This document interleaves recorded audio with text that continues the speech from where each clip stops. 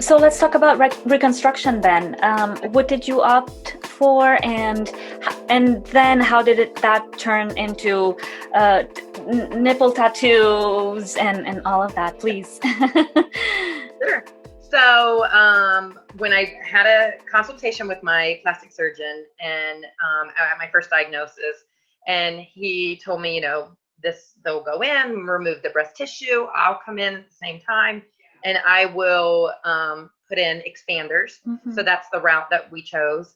That I chose was expanders under the muscle, which now they have new techniques, but at that time it was under the muscle. It stretches. You go in for your fill-ups. That's what we called them. And he did such a phenomenal job with that as well. I didn't have a lot of muscle spasms or a lot of pain. I had some, but not extreme, because he just went slow. And we did this in a slow process over the whole summer, and then left them. I knew that I wanted to do nipple reconstruction from the beginning. I just wanted to get back to as close as normal as possible. So with that plan, we stretched a little bit further and left them longer. So from September until December, we left the expanders in and just had that skin stretch and be prepared for the exchange, which was the implants, which I chose silicone. Okay. So December 20th of 12, we did the exchange, implanted, took out the expanders, put silicone implants in. And then March of 13, we did the nipple reconstruction and fat grafting. And then that is at that post-op appointment where my plastic surgeon said, all right, Tara, now let's talk about areola tattooing. And I was like, wait a minute, who does this? This is amazing. I have to meet this person. Somebody is going to, I just thought this is how it was going to be. And so, unfortunately, he didn't have anyone. We searched the country. We looked everywhere and found a couple of traditional tattoo artists up north, the northeast of United States, and had been doing it for a really long time, and they had great work, but it just was not my fit. And I have tattoos, so I wasn't intimidated by a tattoo shop. To me, this was just special, and it was different. And it wasn't, I couldn't do it. Like, that just wasn't the fit for me. And so I ended up having them done by the nurse who had been trained 3 times. And the work looked okay. And then I went in personally and had it done. And when I got there, and the sad thing is, the weekend prior, my girlfriends and I got together, and they were like, oh, they rolled out this towel with like lipstick and liner, and what color are you going to choose? And I'm like, oh my God, that's right. I can choose what I want now. Yeah. And sadly, that just didn't happen. Monday morning when I got in that chair and sat down, it was 3 colors: bubblegum pink, chocolate brown, or nude, and 3 sizes, basically literally small, medium, and large. And I just looked at her and I go, well, are you going to mix them? Like, we're going to choose something, right? And she was like, no, one of these. And I went like, and I'm sorry, who is that? Is that the nurse? No, this is the nurse, which is pretty common for plastic surgeons to use nurses or even themselves to do the procedure, because there just wasn't anyone for years and years, offering the service. So, bless them for giving something, of course, some kind of color to it. But it's cookie cutter. Total cookie cutter. And then the pain. And, everybody's like, you won't have any feeling. You had your nerves cut. And that was completely false. I had so much feeling. I almost melted through the chair, and I literally almost jumped up with a half a nipple and said, can we use lidocaine? Can we do something? And she was like, no, I don't use, even tattoo artists don't use lidocaine. And I went, but I'm a nurse. You're a nurse. We can use lidocaine. Like, you can use it. And she was like, no, I can't. And she didn't. And it was so painful. It felt like fire. So that was the moment when I was finished. I got up, and I'll never forget, because I walked through this long, short, but it felt long hallway to leave. And as I was walking through it, something just came over me that said, you have to do this. You're going to do this. And I walked through the door. My plastic surgeon was standing there, and he said, so what do you think? And I said, that's unacceptable. I'm going to go train with the best in the world, and I'm going to come back and do this because we deserve the best. And he said, do it. And then 8 months later, I called him. I'd done my research, found the right person that I knew, and it ended up being a female, and she had an institute up north. And her and I chatted. I knew she was the one. I needed the foundation. I knew I was on a mission. And, 8 months later, I called my plastic surgeon. And I said, hey, I've got some great news I want to share with you. And he was like, can you be here at 1?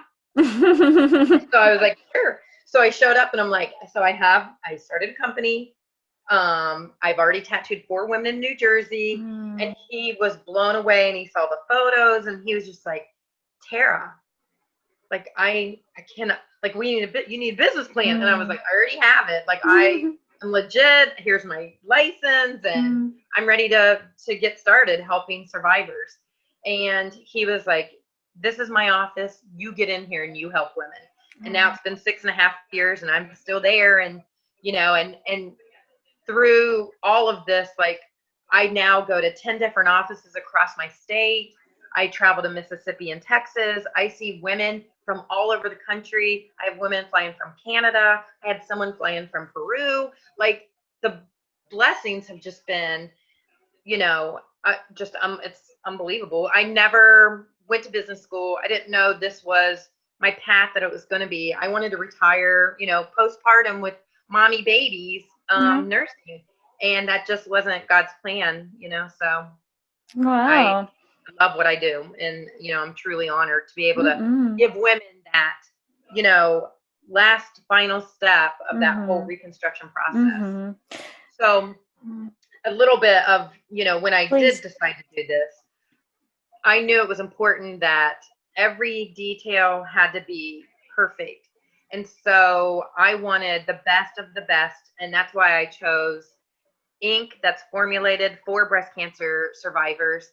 So the colors are natural. I don't, even on their own, they're going to look natural areola color, or mixing them, which we typically do mix.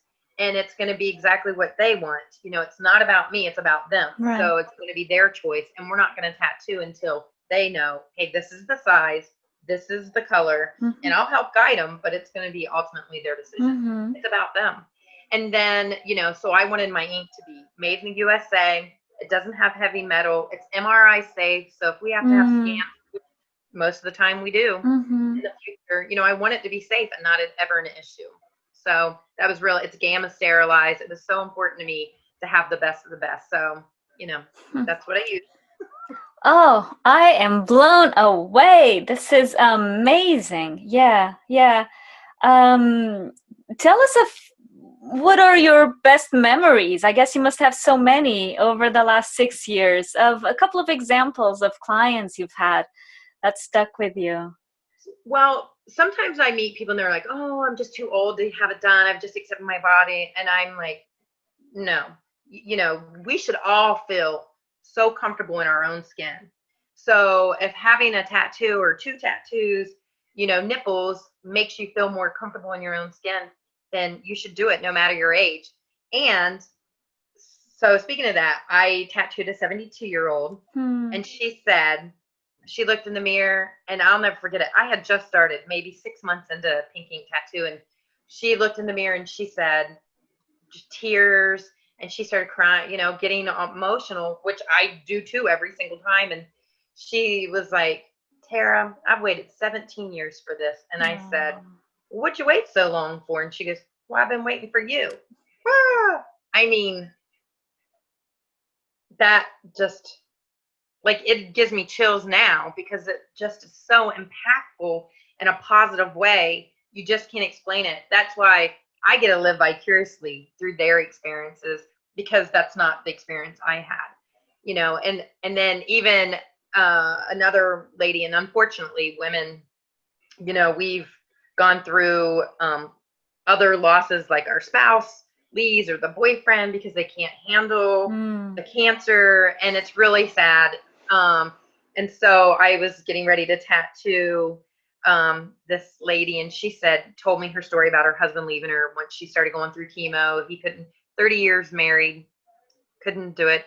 But she met a fella at church, and they had been friends for a long time. And so they didn't have time to waste, and they went ahead and got married, and which was beautiful. And she was happy. And so when we were doing color and size, she said, Tara, God gave me my first set, and they were tiny and pink.